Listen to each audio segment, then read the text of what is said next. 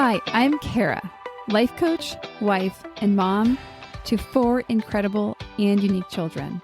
It wasn't all that long ago that my son received a diagnosis that had my world come crashing down. I lacked the ability to see past the circumstances, which felt impossible, and the dreams I once had for my life and family felt destroyed. Fast forward past many years of surviving and not at all thriving, and you'll see a mom who trusts that she can handle anything that comes her way and has access to the power and confidence that once felt so lacking. I created the Special Needs Mom podcast to create connection and community with moms who find themselves feeling trapped and with no one who really understands. My intention is to spark the flare of possibility in your own life and rekindle your ability to dream. This isn't a podcast about your special needs child. This is a podcast about you. If you are a mom who feels anxious, alone, or stuck, then you are in the right place. Welcome. Hello and welcome to the Special Needs Mom podcast. This is the, informally second episode of this summer series. So welcome to the Summer Sabbath series. I'll explain a little bit more about that in a second. At the time of this recording, I am personally just 4 days into my kids' summer break, and it's off to a wonky start. We are still very much in the trying to figure it out phase, which I'm really hoping does end. I think it will. My oldest son had his wisdom teeth removed on Monday. So that's how we started.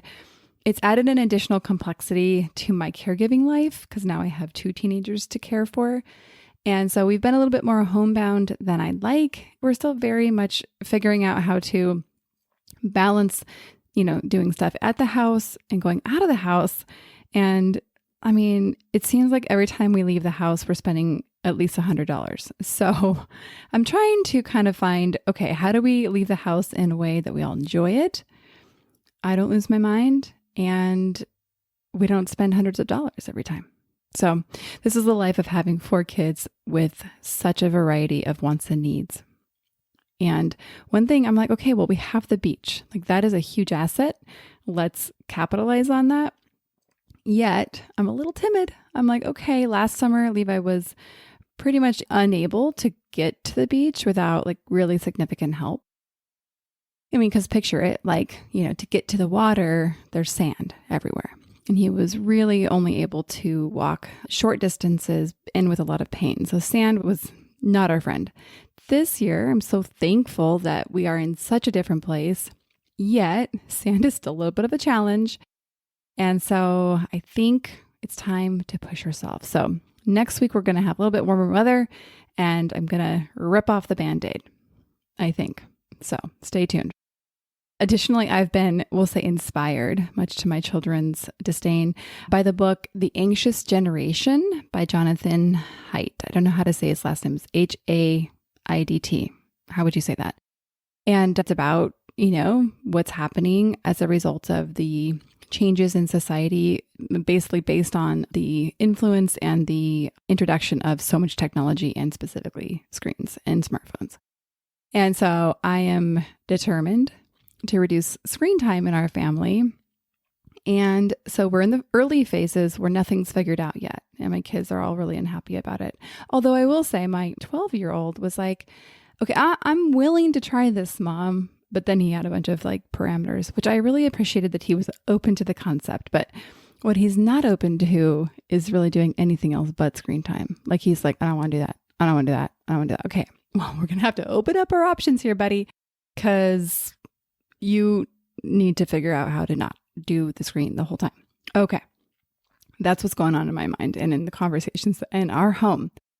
So now moving on to kind of what's going to happen today in this episode. You may or may not have listened to the episode titled something like Summer Sabbath. And it's just a quick episode where I am talking about my plan and intention for the summer, how I'm creating a rest for myself and really good content for you. And so this episode that's going to be re-airing today originally aired last fall. So it's actually not too old. And so you might have been around during that time if you're not super new. And yeah, I'd like to encourage you to revisit the conversation. Why?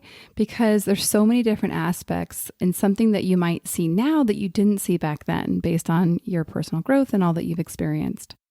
And just this week in the Pathway to Peace coaching program, the concept came up. One of our amazing members was sharing a little bit about some complexities and hardships with the nursing and supply company that she uses for her daughter. And I mean, I'm sure at the mention of this, if you know that there are a lot of hard things, when it comes to managing this aspect of caregiving. And I don't personally manage nursing care. I've heard enough from all of you to get a glimpse of it, but I think all of us have aspects of our life that fall under this category of hard, very hard. And you all are very smart and smart enough to know that coaching doesn't take away the hard things. Wouldn't that be great? No, it doesn't take the hard things away, but what it does do, and what it is a tool that can be very, very helpful in, is helping you realize the options you have to not suffer through the hard. So it's like you're going to experience hard, right? And there's emotions and experiences and grief and anger and a lot of things that come with that. But it's a distinctly different experience than suffering through something. And in the episode, I go into more detail about what I mean by that. So I'm going to just leave that there for now. But the thing I really want you to consider is that a lot of times, and this is where coaching is a really, really good tool, that there is more options than we realize, especially when we step just a step or two back from being real close to our personal situation. When we take a little bit of step back, we have a different vantage point, which can make all the difference in the world. So my goal for this episode is for you to kind of tilt your head in thoughtful curiosity and kind of think, okay, what areas or area am I unknowingly adding or experiencing suffering in the hard parts of my life? Okay, so listen through that lens. And with that, we're going to get into the episode. Let's talk about what I'm calling doing hard things without suffering. This is yet another conversation or topic that was inspired by various conversations inside of different coaching conversations that I have. And I thought, you know what, this is a great concept to highlight and bring to you as a podcast episode. And so first, let's say, well, what do I mean by hard things without suffering? And we're going to start by distinguishing the difference between a hard thing and suffering. I think when you hear the distinguishment or the difference, you're going to realize, oh my gosh, I'm doing a lot of hard things. It's really safe to assume that in our role as special needs mothers, we do really hard things. Like, I actually don't know if there are that many hard things beyond, like, harder things, I should say. And, you know, I'm not a fan of comparison, but in this case, I actually think it's valuable to really recognize, wow, there are not a lot of things that are harder in our life, more emotionally confronting than what we're being asked to do as special needs parents. I mean, think about what you go through in sicknesses, in surgeries, and hospitalizations, navigating, like, growing to a new phase, like moving from, like, I don't know, tweenhood to adolescence. What's before adolescence? I don't know. But like going into teen years, that's a hard thing. I'm living that one firsthand. It's hard. The list goes on, right? We can have the threat of harm or death to our child. I think we all know financial strain. That's hard. There's physical exhaustion. There's living traumatized. There's social alienation. I mean, I could go on, but I think you get the point. These are hard things. They require us to be with, like I was saying, some of those most extreme and unpleasant emotions that we face as human beings. And my belief, my personal belief, is that as special needs moms, we are called to, I don't want to say a higher calling, but we're called to live with a very high gradient of needing to feel these unpleasant emotions. And we're not going to talk about that piece today. There's other episodes I have about feeling and processing emotions. So I want you just to acknowledge, wow, you do a lot of feeling and a lot of it is very hard. So that's doing hard things. Now, let's talk about suffering. Here's where the suffering comes in. It's the guilt, it's the resistance, it's the shame, it's the judgment. And so you're like, oh yeah, I have all those things too. Yeah, probably. I think we all do. So let's just all raise our hands. Like we are all technically guilty of this. Is something that many of us do. So there's nothing wrong with you. You're not doing this well enough if this is happening to you. But the value in like slowing it down, inspecting it, evaluating it, observing it is very valuable. That's what we're doing today. So this guilt, this resistance, like, oh, I can't ask for help, or I should be able to do this and I can't. This is where the suffering comes in. And I think a clear distinguishment here is a hard thing you generally don't have a choice in. These are things that happen even when in all of our might and all of our efforts, we try to prevent them. Like I could have done nothing to prevent the tumors that my son has had. So that I think is a clear thing, that recognizing a hard thing, or what we're calling a hard thing, we're naming it, is something that we cannot prevent and or control. So I think the first error that we get into is when we try to control something that's not controllable, but we're not going to talk about that today either. We're going to really focus on this piece. So that's a hard thing, something we do not have control of, something that happens even when we don't want it to, and we try not for it to happen. But suffering, I want to say, is optional. Now, don't you go turning this on yourself. Don't you say, oh, well, now bad for me for doing this. No. This is the start of bringing kindness and compassion, because that is where we have a turning point. We can continue on the road of judgment and creating guilt, or we can stop, drop, and evaluate and recognize that this is the time where we have an option to bring in just 1% more kindness and compassion. So first, you obviously have to notice that you're doing this. Like you have to notice that the experience that you're having is as a result of what we're calling suffering. And maybe we can even summarize it to say the turning on yourself. And this noticing can be the hardest part. Because when we're in our own heads, like it feels very real, it feels very factual. It doesn't feel like something we're making up. It feels like this is the truth. And just to give some tangible examples, this suffering flows out of thoughts like, I should have. If only I can't. I'm not strong enough. I shouldn't have to ask for help. I'm just not working hard enough. This is a good one. Other people, other moms could do this better than I can. I want to just walk away and never come back. And gosh, that is a terrible thing to think. And I'm a terrible person and or mom. So I can go on and on these two, right? There's so many thoughts that can pop up in our head that cause us to have an experience of shame, guilt, embarrassment, and all of those things. And this is what I call suffering. This is not the part that you have to do. So let's actually look at two different examples to illustrate what it looks like to distinguish between doing hard things without suffering. So the first one is going to be totally unrelated to being a special needs mom. And the second one will be. And so the first one, I'm going to use myself as an example. I often do that, the freshest in my mind. And I didn't update in this episode, but I'm sure you've heard me talking about my old remodel, doing a little house remodel, which I feel super privileged to be able to do, but it doesn't make it easy. Okay. So as part of this remodel, we thought, let's do new floors. So our entire downstairs was like our whole house, basically, besides our bedrooms, was removed, and we had new floors, and it looks gorgeous. And something's wrong with it. I don't know what it is exactly, but I do know that something's wrong with it. It sounds like you're walking on like crunching things when you're walking all over the floor. It's not just like one spot. It's like the whole thing. And it's very unpleasant. Like at night, I'm just like, oh my gosh, like it feels like you're walking on like a board that has like sand underneath it. It's awful. So I have to figure out how to deal with this. That is what I'm calling the hard thing. And the thing I want to point out here is that back when I was getting bids and when I was considering who to hire and all the things that you do with the remodel, I knew I was taking a little bit of a risk with this installer.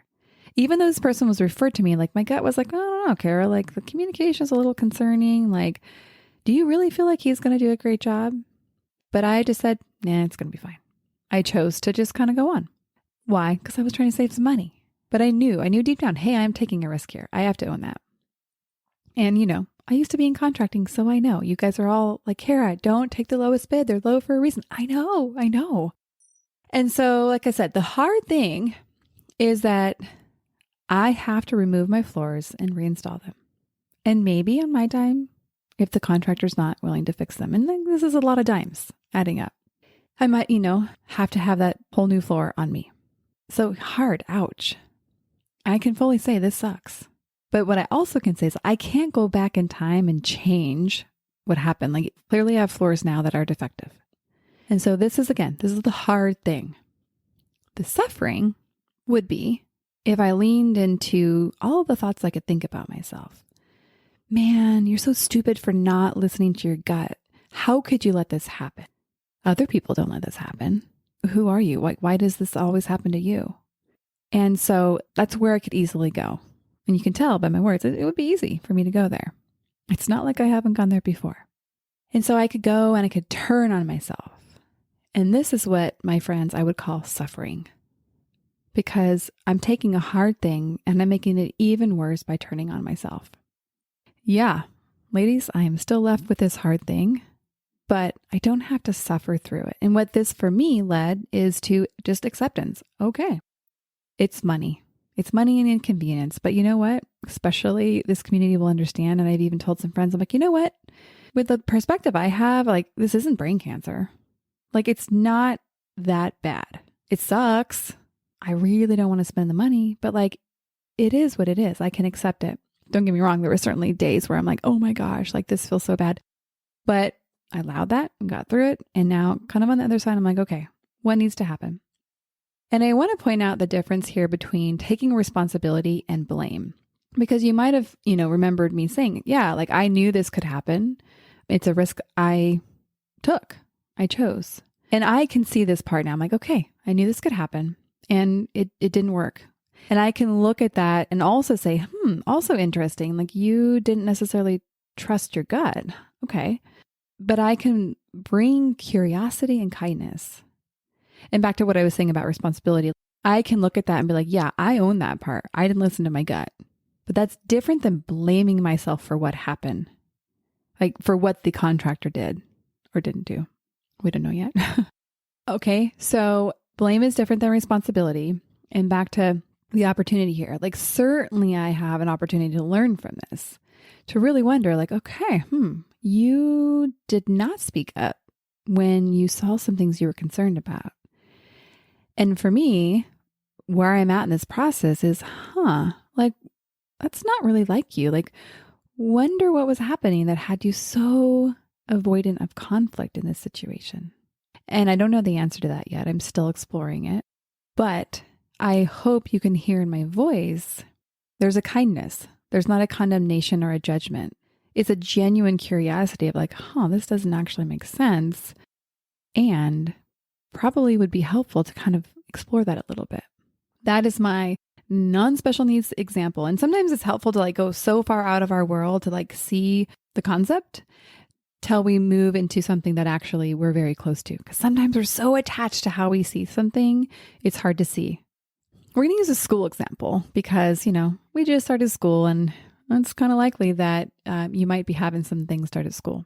So I'm going to use an example about some behaviors. Let's just say the hard thing that you're going through is that your kid's having some behaviors and they are hard to be with. They might be loud.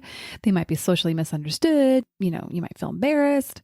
Maybe they're like melting down every time you bring them to school and like they're hitting their teachers. Can you tell I've had all these things happen? Let's just acknowledge that's a hard thing. It is a hard thing when you get those emails or those calls from school and you don't have the answers. Hard thing. But the suffering would be where you turn on yourself, saying things, I should be able to control this and I can't. Or deciding that your child's behavior, what they do, is your fault, is your responsibility. Now, teaching them is your responsibility, but them learning is their responsibility. trust me, if we could make our children learn, if we had control of that, all of our children would be experiencing very different lives because guess what? We've all tried, haven't we? I've definitely tried to teach my child certain things that for whatever reason, he has not learned yet. And what that doesn't mean is that I'm not trying hard enough. And what it doesn't mean is that you're not trying hard enough or you're not competent enough, that you haven't cracked the code yet. It just means it's outside of your control. And it's so good to separate the difference. Back to different examples of suffering, feelings of guilt or fear of like, oh, the staff is going to think something of me, or they won't want to work with my child anymore. And this is where I think we get fancy, is we start thinking what I call unpermissible thoughts about ourselves, telling ourselves that we don't want our children anymore, or we wish our child was different, or really thinking some things that don't make us feel good as humans about our children and or teachers or anybody. And then we start to turn on ourselves like, oh, what a terrible person that you had this thought. And so this suffering, my friends, is optional. And so that is the point of this episode. Is I want to help you learn the difference between hard thing and suffering. Because like I said, we cannot avoid these hard things, but we can avoid the suffering piece. And it's enough to deal with the hard things. So we don't need the suffering. And I do want to mention that this is exactly the work that we do in Pathway to Peace. It is like so much more fun to do this together. And it takes the weight out, like the seriousness out of it, because it opens a space where like we're all acknowledging, oh, we're all actually doing this. We all get stuck on our suffering. And we can kind of bring that collective kindness and compassion, which I don't know why, but it's so much more palatable when you're in this setting to bring that kindness and curiosity to yourself and to others. And I think that's a big part of it. It's like, it's easy to give it to somebody else because you like look at their situation. You're like, of course they're having these thoughts. This is crazy hard. And then you realize, oh, that's funny. My life looks almost exactly like theirs. And so it's much easier to kind of mirror what you're feeling for them back on yourself. So if you find yourself suffering with these feelings of guilt and shame, exhaustion, dread, then just consider there's hope for you. Reach out to me. There's a lot of different ways. Instagram. You can find my information on the show notes. And certainly, I think you all know we are in the season of enrolling for the fall cohort for Pathway to Peace. So if you're like, yeah, I actually want to learn the difference. I want to really be able to understand how to separate and how to slow this down and how to bring this kindness and compassion, then consider that you are a perfect fit for Pathway to Peace.